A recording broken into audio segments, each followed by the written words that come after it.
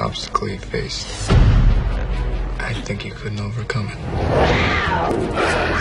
And you just did. I didn't expect you to seem so...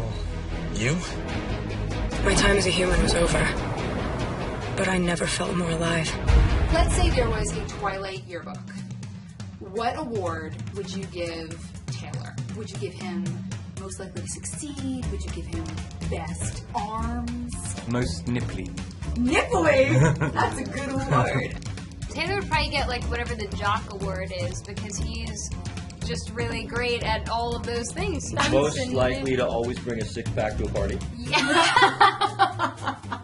I think, okay, Taylor, if there's an award for becoming who well, yeah, that is, I mean, that would be a nice thing to say, definitely, and I believe that wholeheartedly, but I think just, I met him, he was 15 when I met him, and I could just tell, it was so clear that he was going to be, and was already, but just, like, the most well-rounded, his smile, like, twinkles. He's that type of guy, you're like, you have really good parents, don't you? You're, like, really happy, right? You're, like, really raised well-rounded.